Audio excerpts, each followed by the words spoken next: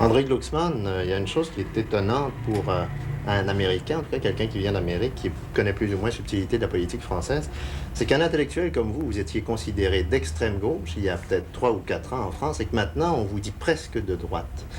Alors j'ai presque envie de vous demander au départ où vous êtes exactement. Comment vous vous définissez en tout cas là-dedans? Non, mais il ne faut pas vous étonner à mon sujet. Il vaut mieux vous étonner au sujet de ce qu'on appelle gauche et droite en France. Dire que, par exemple, je sais pas, on classe parmi la gauche un journal comme l'Humanité, qui est un journal communiste. Moi, un journal qui a approuvé pendant 50 ans les camps de concentration russes, je ne classe pas à gauche, si on entend par gauche un ensemble d'idées généreuses qui... Vous diriez même qu'il est à droite, presque fasciste, non, à certains moments. Écoutez, moi je ne vois pas de différence entre approuver les camps chiliens et approuver les camps russes. Je trouve ça tout aussi fasciste d'un côté que de l'autre. Et à mon avis, si vous voulez, c'est bien gentil, les classifications comme ça un peu vieilles, qui consiste par exemple à dire l'URSS, bon bien sûr elle a massacré probablement 60 millions de personnes, mais c'est un pays socialiste. Pour moi, ceux qui nous éclairent au sujet de ce genre de partage, c'est par exemple les dissidents soviétiques. Quand on a demandé à Boukowski s'il n'était pas gêné d'avoir été échangé contre le secrétaire du Parti communiste chilien, Boukowski a répondu mais pas du tout. Tant mieux, ça fait deux hommes libres de plus, 2 prisonniers politiques de moins, et si on pouvait échanger Brejnev contre Pinochet, je serais tout à fait d'accord. Bon, alors, vous savez, il y a entre les bourreaux de droite et les bourreaux de gauche des échanges qui peuvent se faire.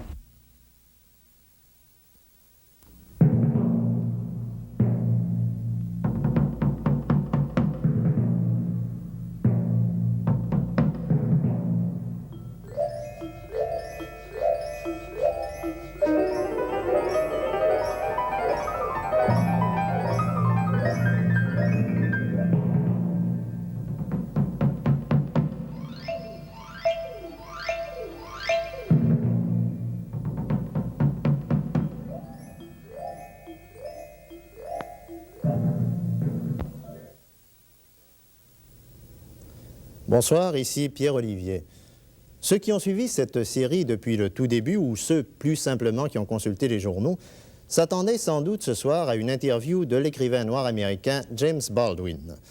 En fait, c'est ce qui était prévu. Malheureusement, divers facteurs ont empêché M. Baldwin de se présenter aux nombreux rendez-vous dont nous étions convenus. Je crois cependant pouvoir vous dire que vous n'y perdrez pas au change en rencontrant André Glucksmann. Ce soir, c'est notre invité. En rencontrant André Glucksmann parce qu'il s'agit en fait d'un document qui est encore plus d'actualité que ce qu'on avait prévu, même par rapport aux États-Unis où le nouveau président Jimmy Carter ne cesse depuis janvier dernier de parler du respect des libertés en prenant comme référence un phénomène, celui de la dissidence en Union soviétique. Un document d'actualité donc sur ce qu'on appelle en France, où ils font l'objet d'un débat qui dure maintenant depuis 3 à 4 mois, ce qu'on appelle les nouveaux philosophes.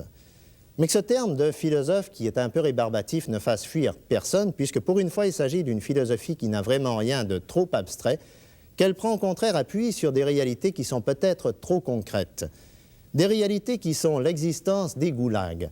À gauche, ceux de l'Union soviétique et de Léonid Brejnev, le numéro 1 du PCUS. À droite, ceux de Pinochet, numéro 1 du Chili depuis la mort de Salvador Allende à l'automne 1973. Un document sur les nouveaux philosophes, donc, mais vu à travers les yeux d'un homme qui a aujourd'hui 40 ans, vous l'avez déjà vu, André Glucksmann, cet homme-là, un homme qui est aujourd'hui un auteur à la mode, mais qui ne se définit pas vraiment comme un philosophe, peut-être plus humblement parce qu'il est humble, comme un intellectuel. Cet homme, je le répète, c'est André Glucksmann, un homme qui ne cesse de se demander si finalement, Brejnev et Pinochet, ce n'est pas du pareil au même. Rien, si peut-être, parce qu'au fond, les bourreaux russes n'apprécieraient peut-être pas Pinochet, les bourreaux chiliens n'apprécieraient pas Brejnev, et peut-être que ça nous débarrasserait et de l'un et de l'autre. Donc au fond, dès que ça crée un peu de désordre dans la cervelle des bourreaux, c'est pas mal. Mais enfin, prendre ça au sérieux, c'est-à-dire privilégier un camp ou l'autre quand il s'agit de camps de concentration, je marche pas. Alors, je reprends quand même ma question du début. Ouais. Vous dites mettre un peu de désordre dans la tête des gens. C'est quoi le rôle d'un intellectuel? Est-ce qu'on pourrait dire que c'est ça? Bah oui, c'est... Que c'est donc ni de gauche ni de droite, finalement. Écoutez, la gauche et la droite, je suppose que vous n'en avez pas au Canada ou en Amérique, en général, exactement la même notion qu'en France. Et en France, tout le monde n'a pas la même idée de la gauche. Si vous prenez les deux partis de gauche en France, qui sont qualifiés de gauche par les politiciens sérieux, dont je ne suis pas, bien, vous en avez un qui est le Parti socialiste, qui a une tradition de 30 ans de colonialisme, c'est-à-dire que c'est celui-là qui a lancé en grand la guerre d'Algérie. Mitterrand, qui est le grand candidat de la gauche, c'était le ministre d'Intérieur, c'est-à-dire le ministre de la Police, qui a déclenché les opérations en Algérie. Bon, c'était encore en plus le ministre de la Justice qui juste a fait passer un décret disant que les condamnés à mort pour rébellion anticoloniale, les Arabes condamnés à mort par les tribunaux français, en 58 ça se passe, et ils n'avaient pas le droit d'en appeler à la cour d'appel, donc ils étaient exécutés tout de suite. Bon, alors ça c'est un homme de gauche. Je suppose que bon, ça pose quelques problèmes. Dans le Parti communiste, j'en ai déjà parlé. Tout ça me paraît un peu... Enfin, il ne faut pas se laisser prendre au piège des mots. Je reviens sur l'idée d'intellectuel. Vous dites, un intellectuel, c'est pas un politicien sérieux. Moi, je suis pas un politicien sérieux, d'accord. Mais qu'est-ce qu'un intellectuel, ça vient faire en politique? Parce que vous faites jusqu'à un certain point de la politique, puis vous en faites depuis très longtemps.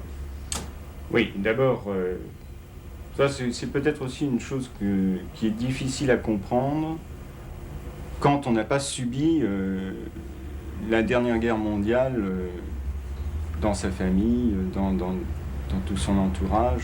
Enfin bon, je sais pas, un jeune Européen, et là je précise Européen, est quand même entouré de morts, des morts qui sont des morts de la dernière guerre.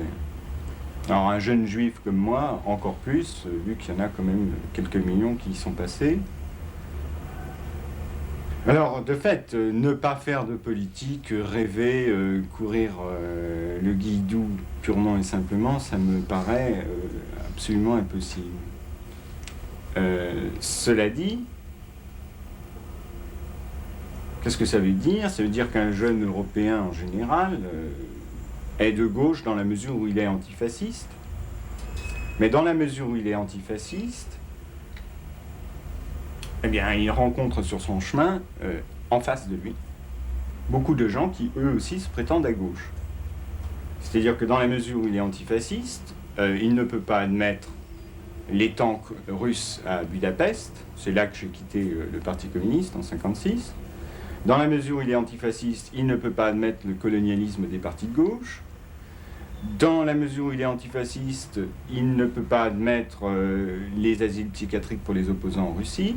Et il ne peut pas admettre la sourde complicité qu'il y a entre les gens de gauche officiels en France et la répression à l'Est. Bon, vous savez que Mitterrand, par exemple, il est allé en Hongrie, et là il a déclaré, mais c'est merveilleux, le prolétariat, représenté par son parti, le Parti communiste, gouverne en Hongrie. Quand on sait que ce sont les tanks russes qui ont installé le chef du gouvernement hongrois, c'est un peu abusif. On peut avoir des doutes, en tout cas, c'est ça? Oui. Et on peut les exprimer. Ce que je regrette, c'est que finalement, vous voyez, par exemple, en politique extérieure, il n'y a pas grande différence entre ce qu'on appelle la droite et ce qu'on appelle la gauche en France.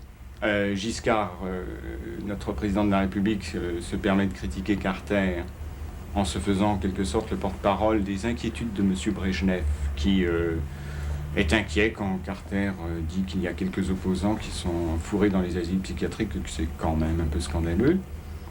Alors Giscard dit que ça, il faut pas le dire, ni le penser à la limite, parce que ça risque de créer de graves troubles pour M. Brejnev. Alors pour l'instant, ceux qui ont des graves troubles, c'est ceux qui sont piqués au soufre dans les asiles psychiatriques. Et là-dessus, justement, entre Giscard, Mitterrand, Marchais, Chirac, il n'y a pas de différence.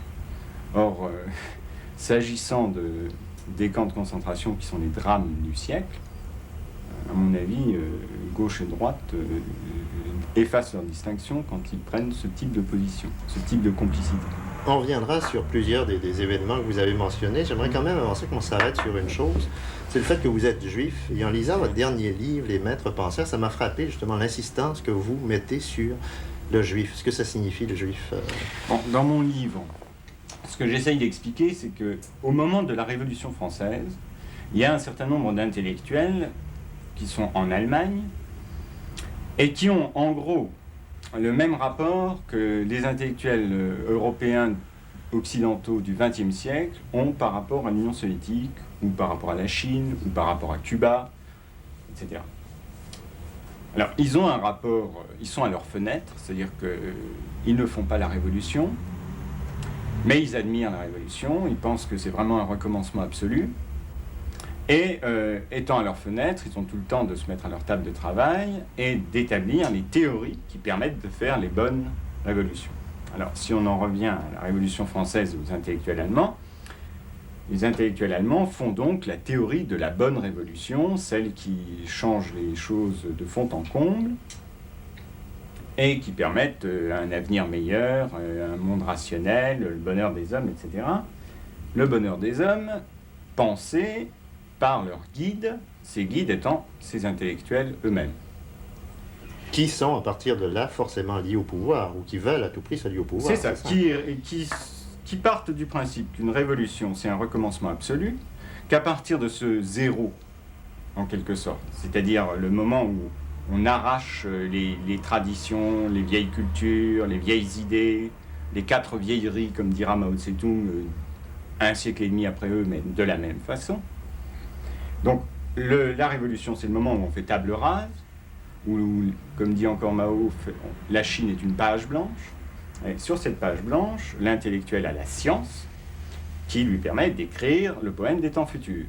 Et qui est-ce qui écrit ? C'est le pouvoir, mais un pouvoir qui naît en quelque sorte de ce zéro, qui naît donc du néant, ex nihilo, et qui est donc d'autant plus absolu qu'il n'est freiné par aucun passé. Ce pouvoir, c'est un pouvoir d'État, mais un État révolutionnaire, bien sûr, donc un État qui va faire le bonheur des gens, et puis qui va se supprimer lui-même, puisqu'il ne sera plus nécessaire, puisque le monde sera parfaitement heureux. Dans quelle mesure ça vous a marqué le fait d'être juif ? Qu'est-ce que ça signifie ? Mais c'est pas du tout un automatisme. C'est-à-dire que tant que j'étais communiste d'abord, marxiste vaguement comme ça ensuite, le fait d'être juif, ça me paraissait une particularité. On est juif comme on est breton, ou comme on est unijambiste si on est de travers, ou comme on est avec des cheveux blonds ou des cheveux bruns. Or, c'est pas si clair, et d'ailleurs être breton non plus, c'est pas si clair. Et ça, c'est un grand mouvement qui, en France, en tout cas, date de mai 68, c'est que les gens se sont rendus compte que leur particularité provinciale, ou bien pour les filles, être femme, par exemple, c'est aussi une particularité, que ça comptait, et que c'était pas simplement ni un défaut, ni une simple différence, mais que dans cette différence, il y avait l'expérience d'une certaine oppression, et que dans cette oppression, il y avait aussi l'expérience d'une certaine résistance à l'oppression. C'est-à-dire que les femmes, c'est pas simplement des victimes, mais ce sont aussi des personnes qui ont essayé de sentir ou de penser un peu autrement que le pouvoir qu'elles avaient en face d'elles. D'où un écrivain femme, ça compte. Et les Juifs ont aussi une expérience dans ce domaine de résistance à la persécution. Mais est-ce qu'au départ, lorsque vous avez pris conscience politiquement, disons, ça doit être dans l'après-guerre, à peu près, 45, vous avez 8 ans, 9 ans, disons 46, 47, ces années-là, est-ce que c'était un élément important Alors, il faut voir. C'était évidemment un élément important. J'étais un jeune petit juif quand même, qui a erré pendant la guerre en France. Mon père est mort en 40, mais ma mère, elle a fait la résistance, elle a erré. Moi, j'avais pas un nom, j'avais pas mon nom pendant la guerre, évidemment. Mais donc un faux nom. Donc ça m'a appris à vivre comme l'oiseau sur la branche, en déménageant, en n'étant pas celui que j'étais, etc., etc. Bon, je me suis trimballé dans les pensions catholiques, dans des hôpitaux où il fallait être enfant de cœur pour avoir droit à une tartine de beurre, etc., etc. Enfin, ça donne quand même une certaine ouverture d'esprit, peut-être, et un certain sens des relativités de ce monde. D'autant que après la guerre, j'ai été dans des pensions où ma mère travaillait, où on recueillait les enfants juifs de toute l'Europe. Alors ça aussi, ça donne une certaine ouverture et en même temps une certaine expérience de ce qui s'était passé. Autour de moi, j'ai vu pas mal de gens mourir quand même pendant la guerre. J'étais petit, mais ça compte. Donc tout ça, ça a joué. C'est-à-dire que de fait, le fascisme pour moi, c'est quelque chose de très réel. Et si je me suis engagé, comme je l'ai dit, c'est évidemment pour ces raisons-là. Mais le fascisme, à l'époque, on le rappelle quand même, dans l'après-guerre, c'était le régime hitlérien et non pas du tout le régime communiste à cette époque-là. Et c'était ça le problème, et je crois que c'est un problème qui me dépasse. C'est le problème de l'après-guerre. Les intellectuels de gauche en France ont raisonné comme si la bataille de Stalingrad, c'était la bataille du bien contre le mal. Or, il est clair que la bataille de Stalingrad a joué dans le bon sens, et heureusement que les Russes ont gagné. Mais cela dit, Staline et Hitler, c'était quand même des frères siamois. Et ça, on ne voulait pas le penser. Alors, j'ai évidemment pas plus pensé que les autres, et plutôt un peu moins, vu que j'avais 13 ans. Mais je crois que c'est une des grandes explications de la situation française, en fait. Quand les intellectuels catholiques, par exemple, ont refusé de mettre le nez dans les affaires du Parti communiste français, dans ses tractations avec les nazis, vous savez qu'ils voulaient publier l'Humanité à Paris, dans Paris occupé. L'Humanité, c'est le journal central du Parti communiste français. Bon, enfin, il y a des tas de magouilles assez crapuleuses. Bon, alors, là-dessus, tous les intellectuels français ont passé l'éponge. Ils ont dit, mais oui, c'est le grand parti de la résistance, le grand parti des fusillés, ils ne sont pas interrogés plus que ça. Et à mon avis, on en porte encore aujourd'hui les conséquences. Et cette démission, si vous voulez, de l'esprit critique des intellectuels, elle a compté, elle pèse lourd en France. Et vous, ce qui vous a fait adhérer au Parti communiste, c'était quoi? C'était l'antifascisme, oui, c'était cette image-là. C'était l'image de la bataille de Stalingrad. Il y a les bons, il y a les méchants, etc. Bon, alors ma mère était beaucoup plus sceptique à l'égard de Staline, probablement parce qu'elle avait eu des informations avant-guerre sur ce qui s'était passé. Moi, il a fallu Budapest pour me mettre les idées au clair. Budapest, vous l'avez appris comment? Est-ce que vous vous souvenez un peu du... Par la presse, par les photos, par les tanks, puis par les articles ignobles de l'Humanité de l'époque, où on disait au 3e jour de l'occupation de Budapest par les tanks, quand ils avaient à peine fini de tirer sur les foules, Budapest renaît de ses ruines et sourit à nouveau. Enfin, et c'était sur des images de tanks, ce genre de titre. Donc ça suffisait. Enfin, ça m'a rappelé effectivement la guerre, mais ça m'a situé l'armée rouge du mauvais côté, du coup. C'est-à-dire que la différence qu'elle avait avec les armées hitlériennes, les armées d'occupation, elle disparaissait. Et c'était une autre armée d'occupation qui se conduisait de façon nazie en Hongrie. C'était une réaction immédiate de quitter le Parti communiste à cette époque-là ou non? Ah ben, parce qu'il y avait des débats, oui, il y avait plein de débats. Il y avait plein de débats. Moi, j'étais en province à l'époque. Je me souviens, les étudiants discutaient. J'étais lycéen, mais j'étais mêlé aux étudiants qui voulaient discuter. Parce que si on fait des calculs, 37 à 56, ça vous fait 19 ans à peu près à cette époque-là. Oui, ben c'est ça. Je faisais une préparation à l'école normale. Et donc les étudiants, eux, étaient au courant, ils achètent la presse, comme on dit, la presse bourgeoise, donc ils étaient au courant et ils voulaient intervenir aux congrès fédéraux, c'est-à-dire locaux du Parti communiste. Alors je me souviens très bien, il y avait des séances incroyables où le dimanche après-midi, les étudiants n'avaient toujours pas pu parler, les étudiants membres du Parti communiste, bien sûr. Ils n'avaient toujours pas pu parler et les secrétaires, enfin les dirigeants intervenaient sur le mode et maintenant, camarades, nous allons conclure parce qu'il faut penser à ces camarades qui travaillent demain et qui retournent en usine. Alors on avait entendu 3 jours de blablabla absolument infernal où personne ne s'occupait des camarades qui perdaient leur temps dans la salle. Mais là, tout à coup, il y avait des camarades qui allaient travailler demain et les étudiants qui voulaient encore parler parce qu'ils n'avaient pas parlé paraissaient comme de vulgaires petits bourgeois qui voulaient abuser du temps des prolétaires.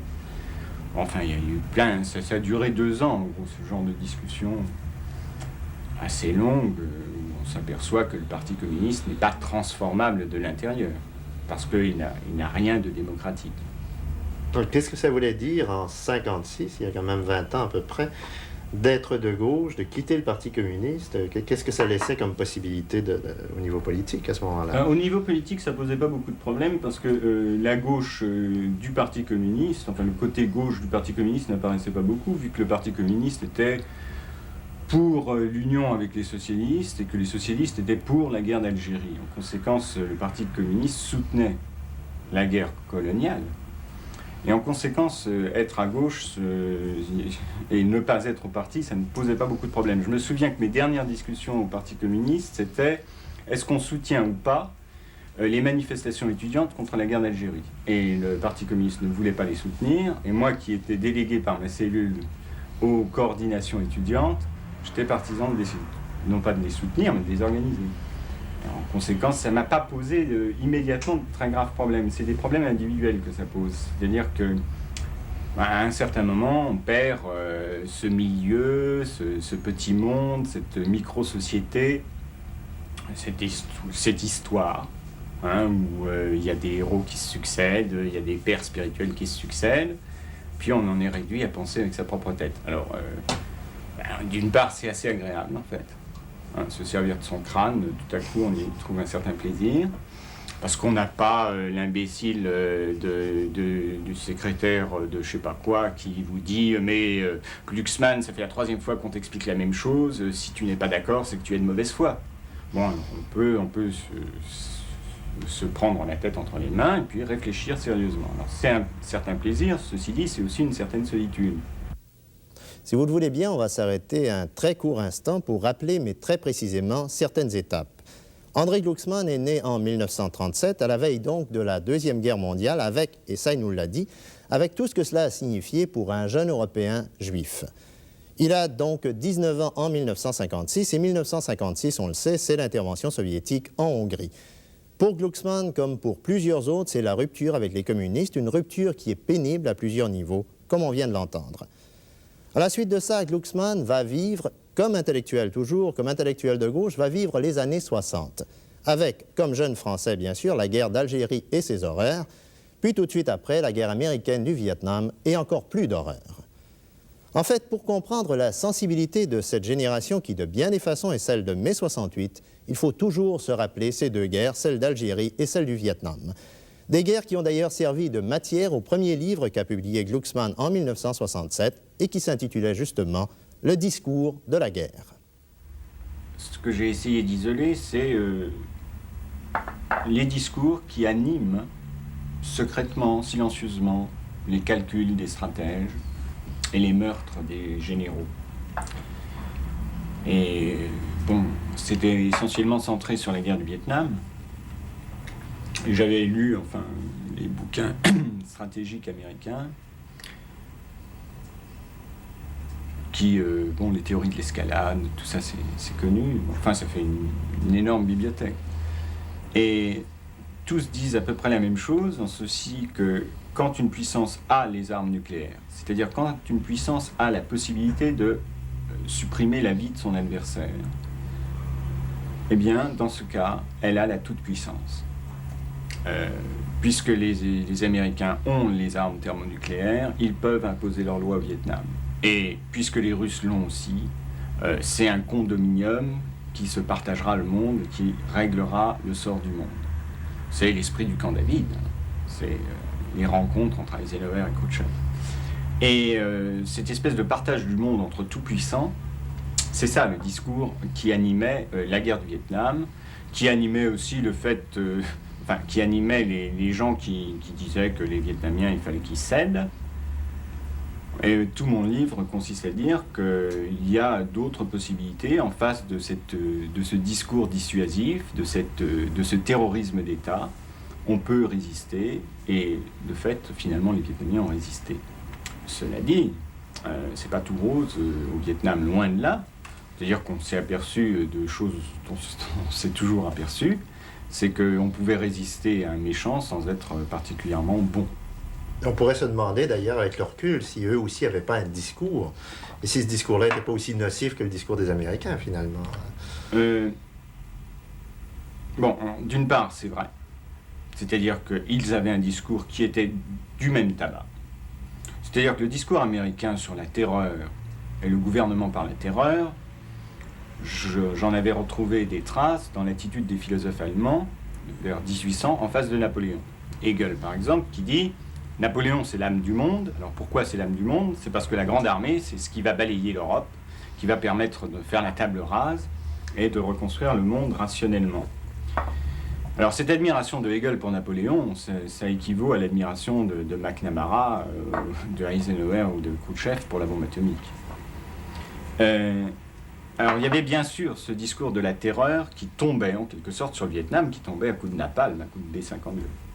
Et puis il y avait venu alors par l'autre côté du globe un discours qui était plus ambigu, en ce sens que les Vietnamiens résistaient. Ils résistaient à des occupants étrangers, qu'en conséquence, ils se retrouvaient là dans une position de résistance qui est très connue à travers les siècles, qui n'est pas nouvelle, qui n'est pas marxiste, qui est celle des Suisses contre les grands empires européens du XVe siècle, du XVIe siècle, qui est celle des Espagnols ou des Russes contre Napoléon. Mais d'autre part, ils avaient aussi une doctrine du remodelage du monde à partir de zéro, une doctrine révolutionnaire, qui venait finalement des mêmes sources à travers Marx, toujours de Hegel, toujours d'une contemplation de la Révolution française par les maîtres penseurs. La Révolution française n'est pas une révolution entre d'autres, c'est la révolution finale. Et moi, penseur, je vais vous apprendre à reconstruire le monde. Alors ça, c'est venu via Moscou, Berlin-Moscou, et puis Hanoï. Je vais vous faire quitter la philosophie, puis je vais revenir à l'idée de génération, savoir si votre génération avait appris quelque chose, parce que votre génération, c'est aussi mai 68, presque tout de suite après, là on parlait de 67, puis c'est mai 68 en France. Alors mai 68, c'est le retour en France, quoi. Notre génération, elle s'est baladée comme ça, Vietnam, Algérie, Cuba aussi. Puis tout d'un coup, c'est Paris, les pavés de Paris, c'est ça? Oui, c'est ça. Et alors là, tout à coup, on s'aperçoit que c'est plus compliqué. C'est plus compliqué parce que, si vous voulez, la révélation de mai 68, mais je ne crois pas qu'elle soit purement française, c'est qu'on peut transformer la société en dehors des grands appareils et en dehors des grandes idéologies. Mais ça, c'est une révélation, si vous voulez, qui nous vient sur le tard, c'est-à-dire en gros qui nous vient 10 ans après mai 68. Parce que la première chose, une fois les barricades faites et défaites, la première chose des étudiants ou des jeunes en général, parce que c'était vraiment très mixé, hein, il y avait un tiers d'étudiants sur les barricades, il y avait 2 tiers de jeunes chômeurs, de jeunes apprentis, etc. La première réaction a été en gros de réinterpréter tous les événements de mai dans l'optique classique des révolutions trahies, impossibles ou à venir. Hein, c'est-à-dire en gros dans le vocabulaire et dans le jargon marxiste. Moi, ce qui me frappe, c'est que vous semblez dire que mai 68, ça a marqué une rupture, alors que pour nous, de l'extérieur, on a eu l'impression tout de suite après que tout revenait à la normale, que le pouvoir avait tout récupéré. Parce qu'après ça, il y a eu Pompidou, il y a Giscard d'Estaing, que tout est retourné à l'état des choses vous pouvez avant. continuer, il y aura Mitterrand ou Georges Marchais, et vous pourriez dire aussi que ça n'a rien changé. Non, bien sûr, ça n'a pas tout changé.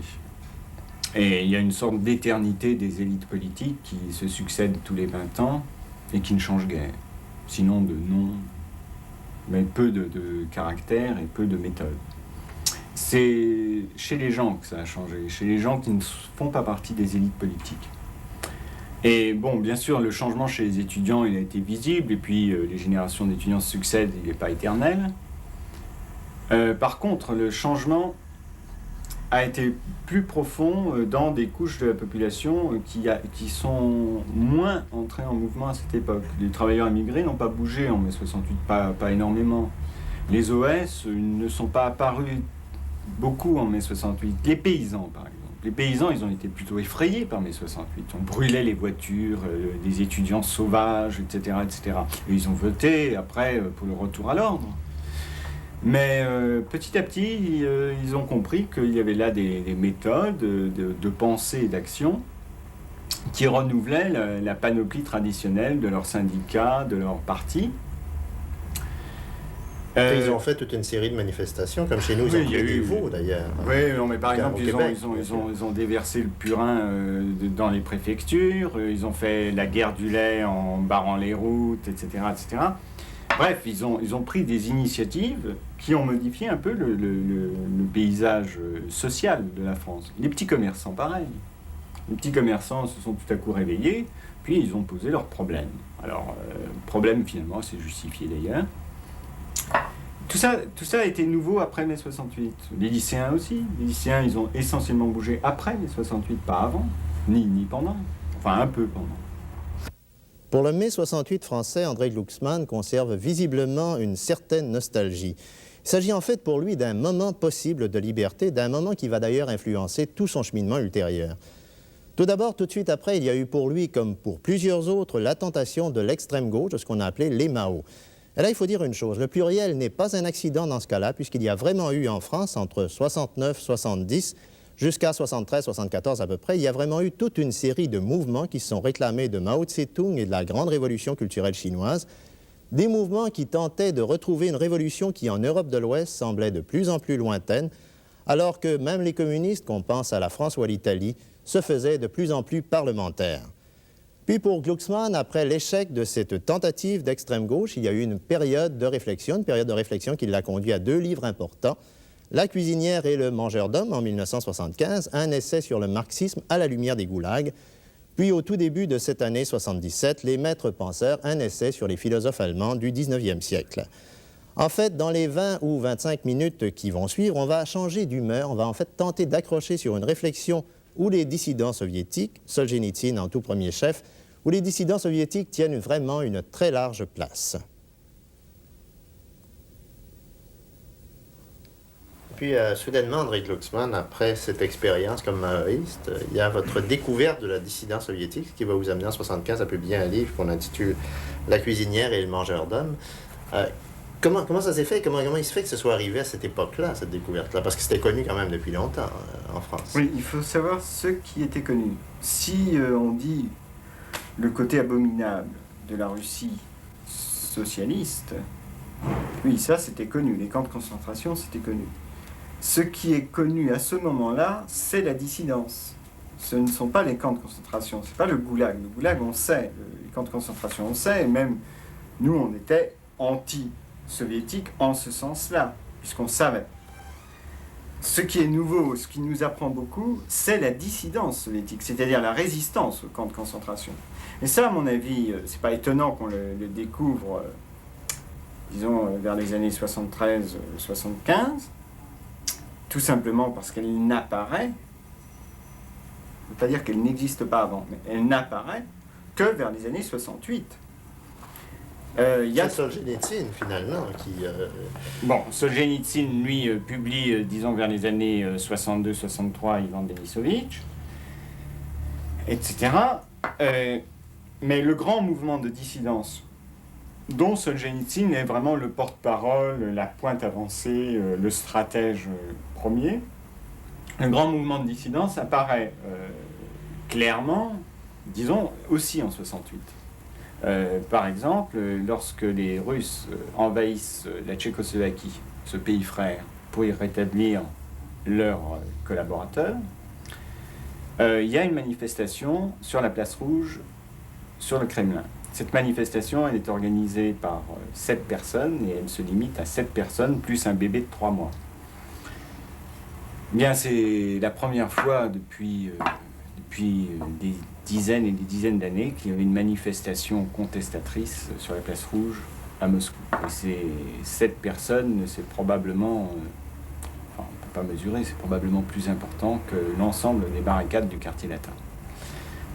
Tout ce que ça représente comme esprit de décision, comme volonté, comme courage, et aussi comme mouvement d'ensemble, parce que ces 7 personnes représentaient, comme la pointe d'un iceberg, un mouvement beaucoup plus profond, qui est le mouvement, disons, des samizdat, qui est le mouvement de toute une génération, cette fois-ci une génération russe, ukrainienne, enfin une génération des peuples de l'Union soviétique,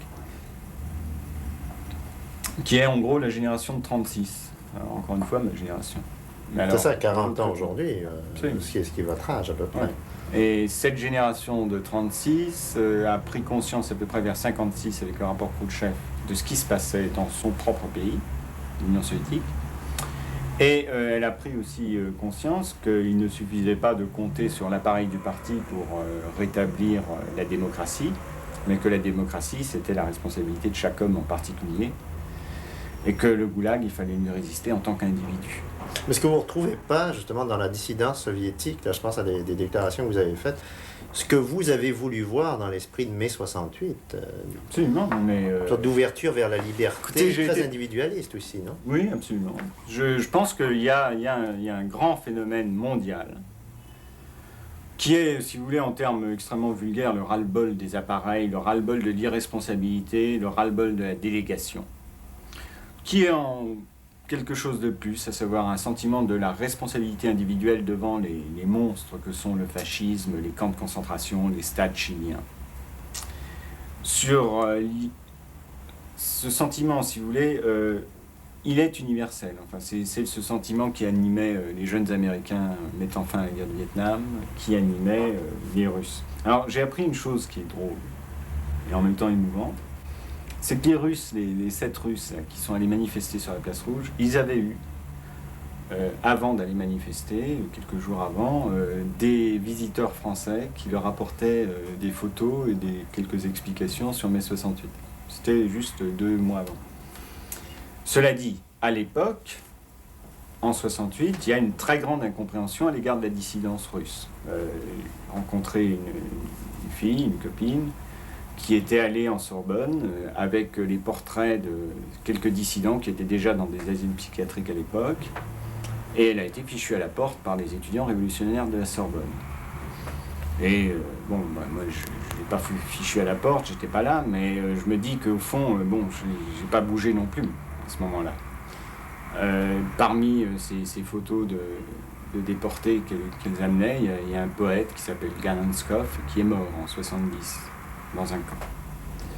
Alors, il y avait un fossé, une très grande incompréhension. Si vous voulez, c'est un travail intellectuel et aussi sentimental, d'ailleurs, que nous sommes loin d'avoir accompli, que nous avons commencé peut-être, pour comprendre quelque chose qui est parent, bien que extrêmement différent, dans une autre culture, face à d'autres adversaires, et pour comprendre cela, enfin pour comprendre cette similitude à travers les différences. J'ai eu l'impression, en lisant vos 2 derniers livres, là, le premier c'était La cuisinière et le mangeur d'hommes, et le dernier c'est Les maîtres penseurs, que finalement ce que vous remettez en question, à la limite, dans le tout dernier, c'est l'État, l'organisation de l'État, qu'il soit capitaliste ou communiste. Que ce soit l'État russe, l'État français, l'État américain, ou ainsi de suite. Vous savez, les vieilles différences, je crois que ça aussi, ça commence à passer de mode. On dit l'État capitaliste, l'État socialiste.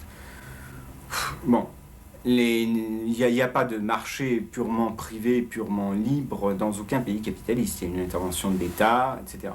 D'autre part, dans les pays socialistes, bien sûr, il n'y a pas de propriété privée. Ceci dit, les hiérarques du régime, premièrement, se succèdent à eux-mêmes. Il y a peu de mobilité dans les élites. Deuxièmement, se succèdent de père en fils, finalement. Bref, le côté révolutionnaire de l'un ou libéral de l'autre, ça existe, mais la révolution socialiste amène la terreur, et l'a amenée sur tous les points du globe. Ça vaut pour la Russie, ça vaut pour la Chine, ça vaut pour le Cambodge.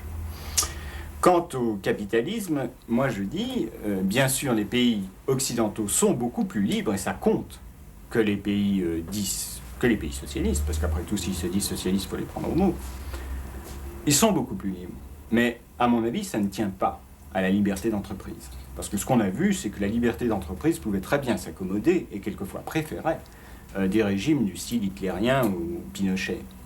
Mais je posais la question dans un esprit bien précis, parce que je voulais savoir si pour vous, il y avait une différence entre l'État soviétique et l'État français. Et en essayant d'intégrer ça dans un contexte politique bien précis, il va y avoir des élections en France l'an prochain. Et on dit que c'est possible que la gauche gagne ces élections-là. Alors, qu'est-ce que ça veut dire? Est-ce qu'il y a une différence entre les deux États? Alors, il y a une différence énorme entre l'État soviétique et l'État français, ou un État occidental quelconque. c'est que dans l'État soviétique, les ouvriers n'ont pas le droit de faire grève, les gens n'ont pas le droit de manifester dans la rue, ils n'ont pas le droit de dire leur opinion, ni de la publier, ni de la faire circuler, ils n'ont pas le droit de sortir du pays, ils n'ont pas le droit de quitter leur travail, ils n'ont pas le droit de se déplacer, ils n'ont pas le droit de se loger où ils veulent, etc. Toutes ces libertés des gens qui existent plus ou moins en Occident, existent plutôt pas du tout en Russie et dans les pays socialistes. Alors, c'est ça la différence. C'est du point de vue de la liberté des gens. Le droit de grève, le droit de manifester. Donc, c'est pas tellement les États qui sont différents, c'est notre rapport aux États. Notre rapport dans la rue, notre rapport à la police, notre rapport aux violences policières, notre rapport à la justice et aussi notre rapport à la doctrine officielle. Après tout, le droit de fermer la télé, c'est un droit qui n'existe pas partout. En Chine, les haut-parleurs, ils sont dans la rue, et puis vous les écoutez, et puis vous ne pouvez pas vous mettre beaucoup de coton dans les oreilles. Alors, si vous voulez, il y a un réel problème de liberté. Ce n'est pas suffisant de dire qu'il y a de l'oppression partout et toutes choses s'équivalent. Mais ce n'est pas grâce à l'État occidental qu'on est plus libre. L'État occidental a, comme tous les États, une tendance à accroître son pouvoir sur le dos des citoyens. Si nous sommes plus libres, c'est uniquement dans la mesure où ça résiste à cette pression de l'État. Alors, ça me ramène à la question bien précise que je vous posais. Il y a un contexte politique très précis en France. Il va y avoir des élections, on dit en mars ou avril 78, c'est ça, oui. Qu'est-ce qu'on fait dans un contexte semblable? Parce que vous dites effectivement on n'a plus de liberté, oui. Mais... Oui, remarquez, officiellement, les partis de gauche ne veulent pas instaurer un régime soviétique en France et prétendent défendre aussi bien les libertés que les partis de droite. D'autre part, les partis de droite ne sont pas des défenseurs très acharnés des libertés. C'est-à-dire que quand il y a des tortures policières, ils ne bougent pas. Quand les jeunes contestataires veulent faire des radios libres, elles sont interdites aussi bien par la droite que par la gauche. Le monopole sacro-saint de la radio, c'est un monopole sanctifié par les deux camps politiques. Donc, à mon avis, le problème de la liberté, c'est pas lié au succès de la droite ou au succès de la gauche, mais c'est lié de fait, en partie, aux élections. Tout simplement parce que les élections, c'est un événement national. Alors, c'est assez simple. Si on pense que dans ces élections, c'est la solution finale qui est en jeu, si on pense qu'on va tout changer, ou si on pense que face aux barbares que représente la gauche, il faut être le plus dur possible et à la limite même supprimer les élections ou faire un coup d'État ou Dieu sait quoi. Donc si on pense que les gens en jeu sont aussi hauts, il est possible que finalement la prophétie se vérifie et que les enjeux deviennent à ce point hauts. Si la gauche prétend instaurer le socialisme ou prétend avoir des solutions globales, finales, qu'elle imposerait à la France, il y a deux solutions. Mais là, vous êtes en train de me faire des hypothèses. Moi, j'aimerais que vous me portiez un jugement sur la gauche telle qu'elle existe en France et telle que vous la connaissez, telle que vous la regardez. Et non pas me dire si elle est telle chose. Je veux dire, vous la voyez comment, cette gauche-là?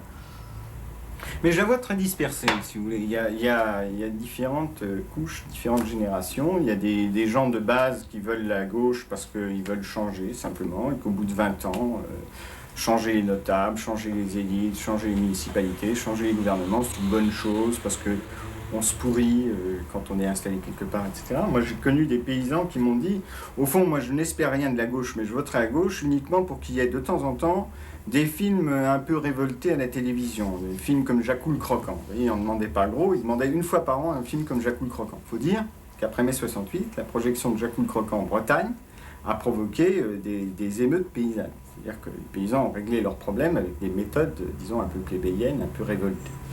Les problèmes de prix du lait, etc. Donc ce que voulait ce paysan, c'était ça. C'était une télévision plus ouverte, et rien de plus. Il n'en espérait pas plus. À mon avis, il se gourait encore sur... Sur la télévision plus ouverte. Oui, sur la télévision plus ouverte. Enfin. Donc il y a de multiples espoirs, et aucun n'est vraiment méprisable. Il y a une autre chose. Alors, il y a la succession des élites politiques. Tous les 20 ans en France, Eh bien, les jeunes de l'ENA, les jeunes futurs cadres, les jeunes de l'école polytechnique, ils veulent virer les anciens, quoi, c'est normal. Et si les anciens sont de la 4e République, les nouveaux sont de la 5e, ça a donné les jeunes loups de l'UDR, les jeunes loups gaullistes comme Chirac, enfin, jeunes loups d'il y a 20 ans. Et puis, ça donne les jeunes loups socialistes ou communistes qui veulent de nouveau occuper les fauteuils, prendre les places, du balai, et puis... c'est un phénomène qu'on connaît un peu partout. En France, il a un truc particulier, un côté particulier, c'est que ces assauts des fauteuils ministériels, diplomatiques, se fait toujours avec des grands mots et des très grands drapeaux. Alors, la génération gaulliste a pris le pouvoir en sauvant la France et en sauvant l'univers grâce à la France. La génération de gauche va prendre le pouvoir en inventant un socialisme comme on n'a jamais vu, en nationalisant à tour de bras les usines, en Dieu sait quoi faisant, du moins le prétend-elle. Mais il y a une chose qui m'amuse, c'est que depuis 10 minutes à peu près, vous me montrez comment un intellectuel travaille en regardant une question de plusieurs angles, mais sans jamais répondre à la question. Parce que ce que je vous ai demandé, c'est exactement comment vous voyez votre gauche en France. Je vous dis comment je la vois, là, la gauche. Est-ce que vous croyez en cette gauche-là? Est-ce que vous croyez qu'elle peut, d'une part, sauvegarder les libertés, et d'autre part, améliorer le sort des citoyens français? Alors, ce que vous me demandez... Je pourrais même aller plus loin, vous demander si vous allez voter pour la gauche lorsqu'il y aura des élections. Non, mais alors moi, je vous dirais que si vous voulez me situer, c'est-à-dire me situer par rapport à la gauche, pas situer la gauche par rapport à moi. Moi, je vous ai répondu ce que j'en pensais, moi, de la gauche. Alors maintenant, il faudrait vous dire ce que moi, je suis par rapport à cette gauche-là, cette gauche officielle qui existe, qui a un programme commun, etc. Je vous dirais, je fais partie de ces 10% qui sont vaguement écologistes, enfin vaguement en dehors de cet affrontement-là. Vous savez qu'aux élections municipales, quand les écologistes se présentaient et récupéraient 10% des voix, c'est en gros, la génération de 68, en fait. Pas spécialement seulement les étudiants, enfin, c'est assez général, les femmes, etc. Et c'est des gens, enfin, tels que j'interprète, qui sont... Enfin, qui ne croient plus aux grands mots, aux grandes bannières, aux grandes solutions finales, quand elles sont proposées par des appareils, et quelquefois qui n'y croient plus du tout. Et qui croient aux initiatives qu'on prend à la base, sur des petits points, et qui transforment réellement la vie concrète, enfin la vie quotidienne. Et qui sont extrêmement méfiants à l'égard des grandes idéologies, des grands appareils. Alors, évidemment, ça ne vous donne pas un troisième parti, ça. Ça vous donne une attitude générale à l'égard des élections, à l'égard des affrontements. Il y a de fait un danger en France, toujours, de guerre de religion. Il y a un danger de démission devant des élites, qu'elles soient de droite ou de gauche. Et à mon avis, c'est ça qu'il faut absolument éviter. Donc, ou bien on va vers un affrontement à un coup de grands mots, de grands slogans, de grandes solutions. Et dans ce cas-là, le devoir de tous ceux qui ont un petit bout d'écran pour s'exprimer ou un petit bout de micro à 1 minute ou 10 minutes, bref, le devoir donc des intellectuels en l'occurrence, c'est de casser cette mise en scène tragique, révolutionnaire, fantastique et fantasmatique. Parce qu'elle mène au désastre. Elle mène au désastre simplement parce que la gauche, si elle prétend tout changer, ment en France. Et si elle ment, elle risque de décevoir ses plus chauds partisans. Et ça donnera soit le débordement, c'est-à-dire on prendra la gauche au sérieux et on sortira les flingues, et on ira tuer les méchants capitalistes, etc. Et on tuera un peu tout le monde. Ça arrive un peu en Italie, ça. La doctrine du P38. C'est simplement la gauche prise au sérieux par des jeunes gens qui n'ont pas le temps d'attendre et qui veulent faire passer dans la pratique les promesses électorales. Alors c'est le premier danger, c'est le danger du débordement. Le deuxième danger, c'est la désillusion de beaucoup d'électeurs sincères qui ont cru en la gauche et qui, voyant que la gauche n'a pas les solutions merveilleuses dont elle affiche la promesse, vire à droite. Et il ne faut pas oublier que tous les fascismes européens, mais aussi chiliens, sont nés des désillusions qu'a provoqué une gauche. Mais en vous écoutant, ça me fait penser à un titre que Régis Debray a utilisé récemment à propos justement de la génération de mai 68, en parlant des rendez-vous manqués. C'est que votre génération a raté à peu près tous ces rendez-vous avec le changement. Absolument aucun. Régis Debray a raté probablement tous ces rendez-vous, mais ça le regarde. Vous n'avez pas raté les vôtres? Non, pas du tout. Non, moi je suis assez content. Pourquoi je ne les ai pas ratés? Parce que s'il s'agit d'un rendez-vous avec le pouvoir, c'est d'ailleurs un peu ça les rendez-vous de Régis Debray, c'est les révolutions finales, la stratégie qui met le feu au monde, qui règle tous les problèmes de l'Amérique du Sud, puis c'est finalement des échecs, soit des échecs dans la lutte armée, soit des échecs dans la lutte électorale comme au Chili, puisqu'il était ami avec un ami. Mais alors, si on abandonne cette idée de grand rendez-vous avec le pouvoir, de tout transformer, de tout recommencer, et d'agir à la place des gens, et de vivre à la place des gens, et de penser à la place des gens, si on abandonne ces rendez-vous-là, alors par contre, on fait des rencontres. Et c'est ça, les rencontres de mai 68, c'est les rencontres des dissidents, c'est les rencontres des jeunes Américains, qui, sans grande doctrine, ont fait beaucoup plus que n'ont fait tous les partis ouvriers, tous les partis démocratiques, tous les partis antifascistes depuis 100 ans. Donc, au contraire, c'est pas du tout les rendez-vous manqués, c'est les grandes rencontres. Mais c'est les grandes rencontres à côté de l'État, à côté du pouvoir, et très souvent contre lui. Et politiquement, ça veut dire quoi? Politiquement, ça veut dire... Parce qu'on vous répondra qu'aux États-Unis, bien sûr, il y a eu la résistance à la guerre du Vietnam, et que maintenant, il n'y a plus grand-chose. Bon, ça se discute probablement. Je ne suis pas expert, et vous l'êtes plus que moi, puisque vous en êtes plus proche. Alors ça, je ne peux pas vous répondre sur les États-Unis. Qu'est-ce qu'on appelle il n'y a plus grand-chose? C'est ça le fond du problème. La fin de la guerre du Vietnam, c'est une très, très grande chose. C'est quand même beaucoup de bébés vietnamiens épargnés. Les radios libres en France, à mon avis, c'est quelque chose qui est supérieur à tout le programme commun. Pourquoi? Parce que quand il y a une affaire politique sérieuse, c'est-à-dire coup d'État, etc., une même prise de pouvoir électoral, qu'est-ce qu'on prend? On prend la radio nationale. Et de nouveau, c'est entre les mains de quelques-uns, d'une petite élite, qui commence à parler, etc. Bon, par exemple, moi qui suis considéré par une partie de la gauche comme de droite, provocateur, etc., bon, j'aurais plus le droit à la télé.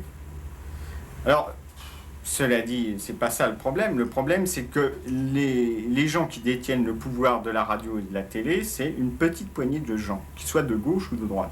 Les radios libres, les télés décentralisées, etc., à mon avis, c'est un progrès politique immense, parce qu'en cas de coup d'État, par exemple, il n'y a plus rien à prendre, puisque le pouvoir est complètement éclaté et dispersé. Donc, si vous voulez, c'est pas tellement faire de la politique ou pas faire de la politique, c'est changer la scène de la politique. Cette scène qui, depuis 200 ans, se fait aux tribunes des grands appareils, à coups de guillotine, à coups de fusil symbolique ou réel, ça dépend, à coups d'injures, à coups d'exclusion, etc., et en général, sans que la majeure partie de la population soit directement concernée, c'est-à-dire sans qu'elle ait son destin entre les mains. Et changer cette scène, c'est prendre exemple sur les ouvriers de l'IP, les Américains, les jeunes Américains qui, à un moment donné, ont su dire « stop », c'est prendre exemple encore beaucoup plus sur les dissidents, c'est finalement arriver à communiquer en dehors de l'État et en résistant à l'État. C'est arriver à penser autrement que par l'intermédiaire de l'État, fût-ce de l'État futur qui transformera tout. Que chaque citoyen soit un dissident, ou presque. C'est ça, non? La liberté, si on veut. Oui, la liberté, oui, ça, oui. Mais chaque citoyen dissident, je ne voudrais pas qu'on fasse du dissident un nouveau portrait robot et portrait poster qu'on afficherait dans sa chambre à coucher et sur lequel on s'endormirait à nouveau. Les Russes disent eux-mêmes qu'ils sont dissidents à certaines occasions et dans certaines circonstances, à certains moments, mais qu'ils ne sont pas le dissident comme Che Guevara est le guerriero. Si vous voulez, cette idée du modèle d'un individu qui résumerait en lui l'histoire de l'humanité et qui pourrait donc être postérisé définitivement ou embaumé comme le cadavre de Mao, de Staline. Cette idée-là, il faut arriver à se l'arracher de la tête. On décide, si vous voulez, à certains moments. Et décider, c'est à la fois résister et penser autrement. C'est pas continuer à imiter État contre État, parti contre parti, armée contre armée, usine contre usine. C'est arriver à créer autre chose. Des rapports humains différents, des quartiers différents, des radios différentes. Alors, évidemment, cette création n'est jamais libre au départ. C'est-à-dire qu'elle doit, toute liberté s'arrache. Et continue d'ailleurs à se défendre. C'est-à-dire qu'il n'y a pas de liberté acquise. Mais je crois que c'est ça qu'on arrive à apprendre ou à découvrir. On va en rester sur cette image. Avant de se quitter, j'aimerais cependant rappeler les titres des 3 livres d'André Glucksmann dont on a assez longuement parlé ce soir.